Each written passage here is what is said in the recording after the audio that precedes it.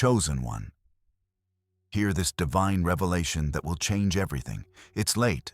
A man sits alone in his car, engine off.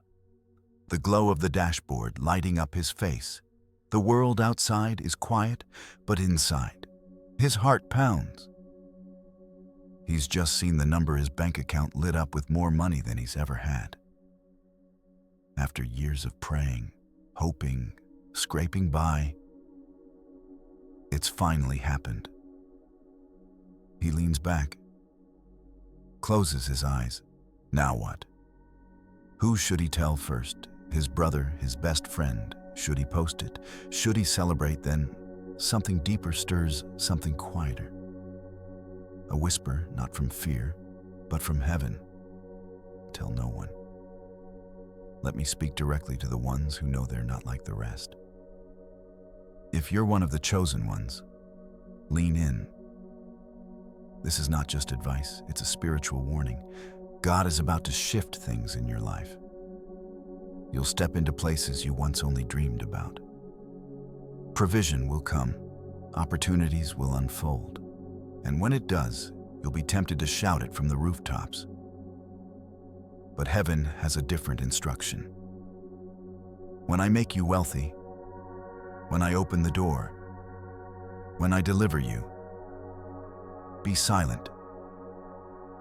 This message isn't about fear, and it's not about hiding. It's about protecting what's sacred. Because not every breakthrough is meant to be broadcast. Not every blessing is meant to be posted. Some things God does for you are just for you. They are seeds, not fruit. And seeds must be buried before they can grow. Too many have lost what was meant to last because they exposed it too soon. So pause, breathe. If your spirit is already stirring, that's no accident. This isn't hype. This isn't motivation. This is the still voice in the middle of the night that wakes you up and tells you you're in a season that requires silence. Before we go deeper, I want you to remember this: the world celebrates noise, but heaven often moves in whispers. And when God trusts you with more, He's also testing how you carry it. This is your test, not of talent, but of silence. So if you're ready, really ready, let's go. Let's get one thing clear. The enemy doesn't attack what's empty. He attacks what's rising. If you feel like you're under pressure lately, if odd things are happening just when you start to move forward, this isn't random. It's not a coincidence. It's spiritual. 1 Peter 5:8 says, "Be alert and of sober mind." Your enemy, the devil, prowls around like a roaring lion looking for someone to devour. A lion doesn't roar in the shadows. It roars at movement. It hunts what it sees coming up from the ground, what's alive, what's next, what carries promise. So if you feel like hell has had its eyes on you, it's probably because heaven has plans for you. Let me show you how it works. A woman finally gets out of debt. Years of stress, collection calls, sleepless nights over. She's free. And in her joy, she posts it. Finally, debt-free. God is good, she writes. Within 3 weeks, the texts start coming in. Hey sis, can you help me real quick? You've been blessed. Don't forget who helped you when you were broke. That must be nice. Then the shade comes. The rumors. The quiet distancing from people she thought would be happy for her. Why? Because the moment you make your elevation public, you invite more than congratulations. You invite spiritual resistance. You invite envy. And envy often wears the face of someone close. This isn't about fear. It's about strategy. Let me take you back to the story of Joseph in Genesis. Joseph had a dream, a divine glimpse of his future. He saw himself lifted up, placed in a position of great authority. It was real. It was from God, but he made one mistake. He told the wrong people too soon. His brothers didn't hear the dream with hope. They heard it with hate. They didn't see Joseph's calling. They saw competition, so they stripped him of his coat. They threw him in a pit.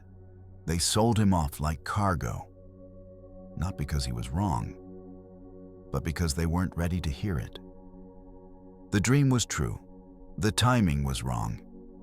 That's the lesson. Your future may be real, but not everyone around you has the maturity or the spirit to celebrate it.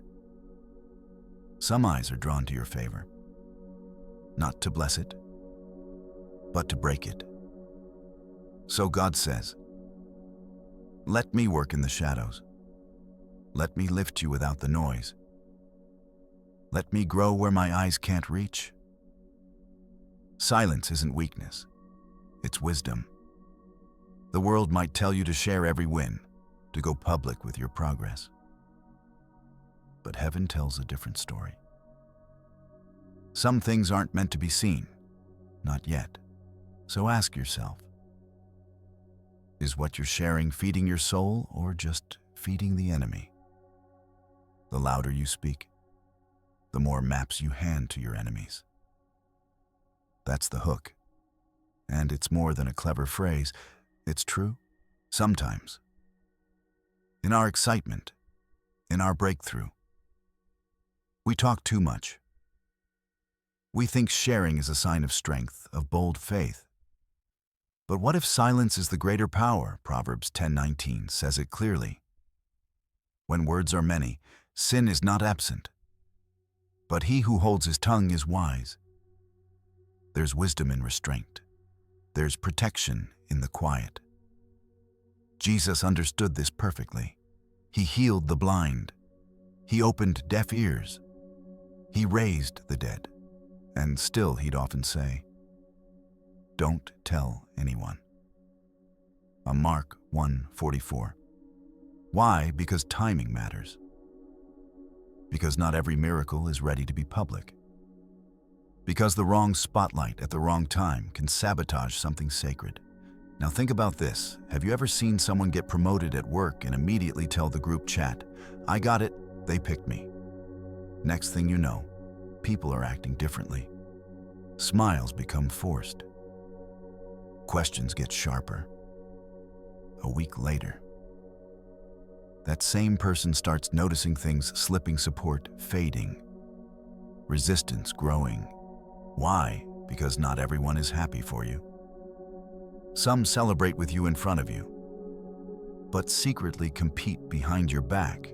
Others don't need to fight you directly, they just wait for you to expose your own strategy.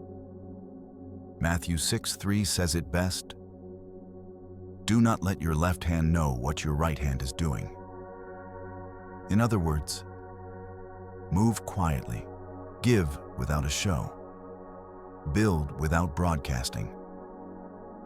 The most powerful moments in your life might be the ones no one ever knows about.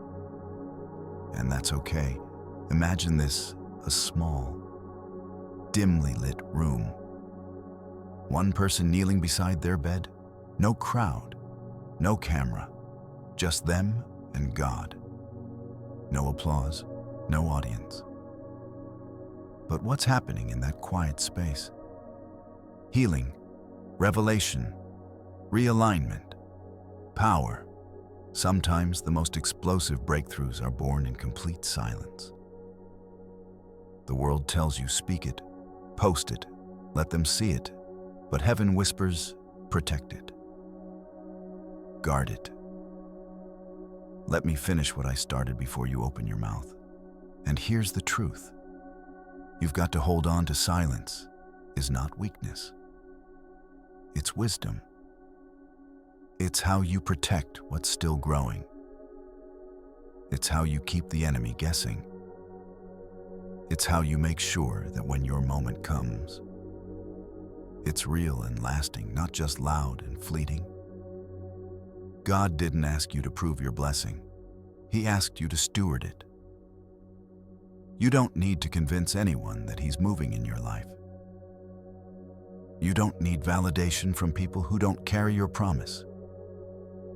Some of the most dangerous places you can go are rooms where your victory is visible, but your covering is absent. That's why God sometimes hides you. That's why your blessing may take root underground unseen before it ever sprouts in public view. So what should you do when the breakthrough comes? Stay grounded. When the door opens, walk through it quietly. When the money hits, breathe, pray, and don't post. There's a time for testifying, and that time will come. But don't confuse a seed with a harvest. A seed is sacred. It's not ready for the world yet. It's still coming, and the soil it needs, most silence. So, hold your peace. Let God work in the hidden places. Let your roots grow deep before your branches stretch wide. Because when the time is right, the fruit will speak for itself. Your blessing didn't come from man. So why are you seeking their permission to enjoy it? Let that sink in. So many of us receive something from God: provision, promotion, favor, and the first thing we do is look around for validation. We want applause. We want approval. But what if the blessing wasn't meant to be shared yet? What if their permission was never required? James 1:17 says, "Every good and perfect gift is from above, coming down from the Father of lights." That means every open door, every second chance, every dollar in your account, it didn't come from a boss or a friend. It came from God. He's the source, not them. Let me tell you a story. A man came into some wealth. Nothing crazy, just enough to breathe, help his family, be generous. He gave freely, paid bills, lent money, treated others with kindness. But over time, the calls turned to demands. The gratitude faded. And when he couldn't keep giving, they turned cold. That's when it hit him. He had been using a blessing to earn love, but God didn't bless him to win people over. He blessed him because he could trust him. The blessing wasn't for approval. It was a test of stewardship.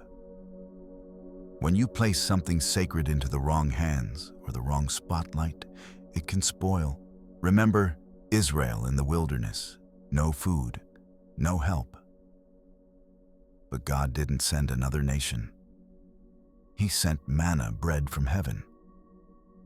Why? To remind them their source was Him, not people, not systems. So hear this: if God gave it, God will protect it. He'll sustain it. He'll multiply it. But only if you treat it like His. Don't parade your blessing. Don't shrink it.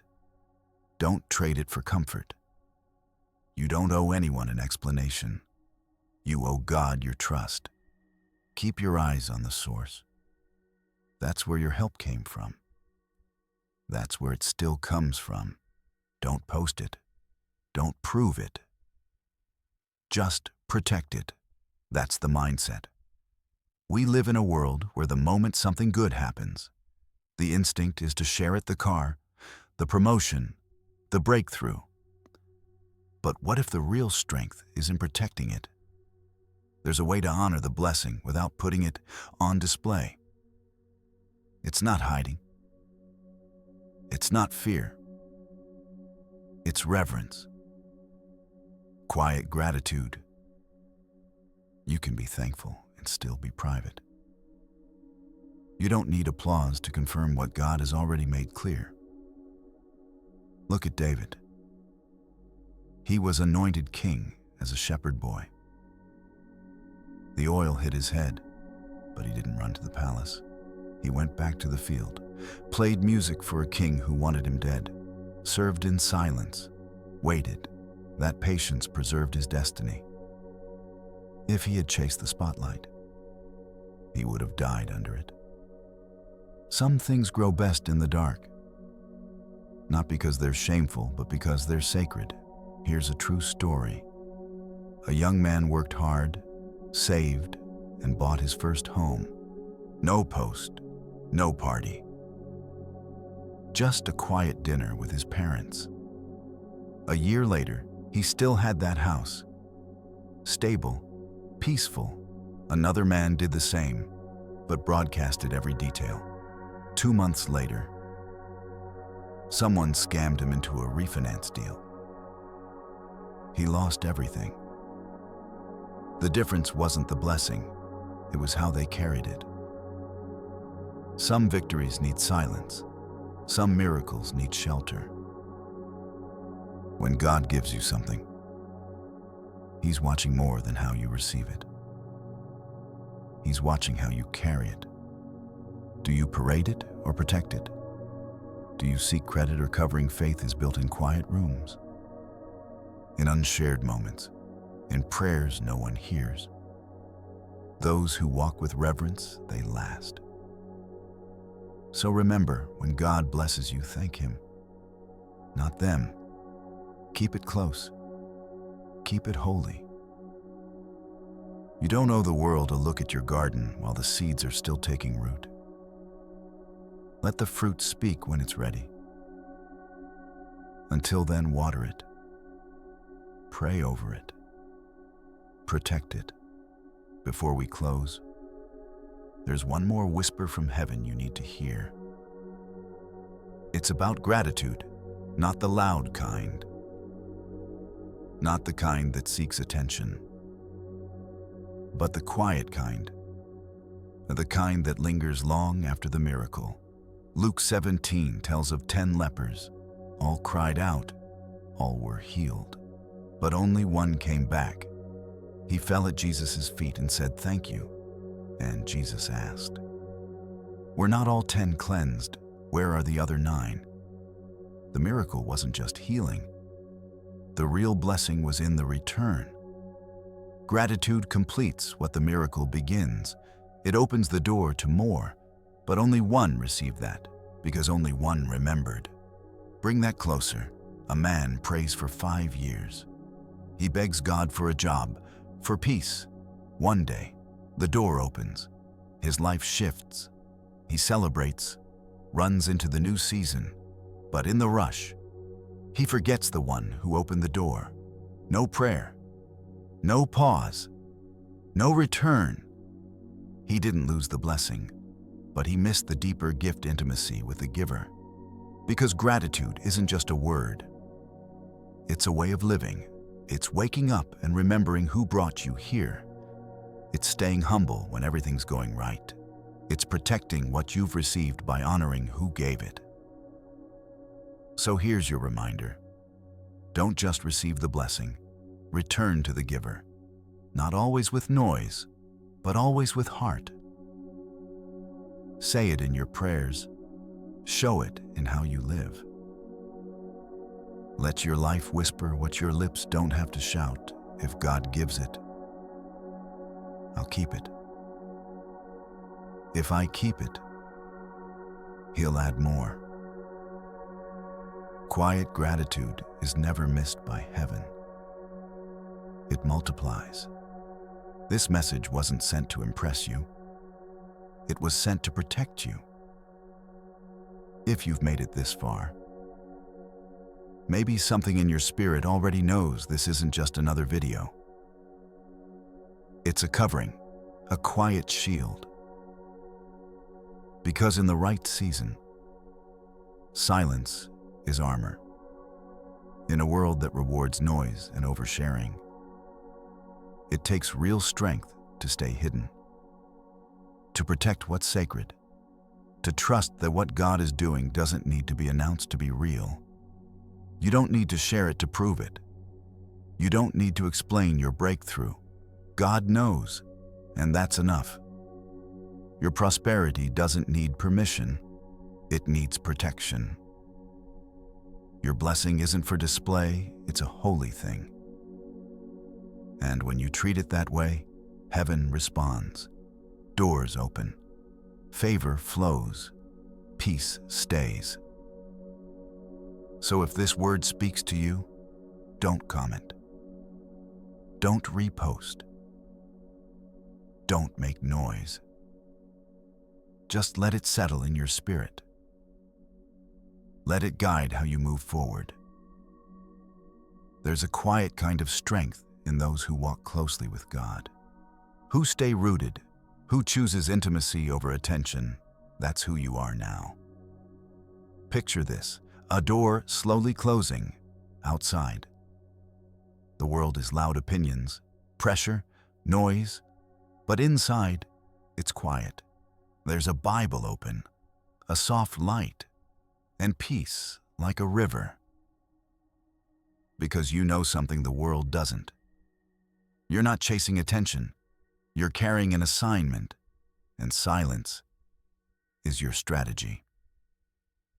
So live with purpose, with focus, and let God finish what He started in you away from the noise. You don't need the crowd. You just need Him. That's where it's safe.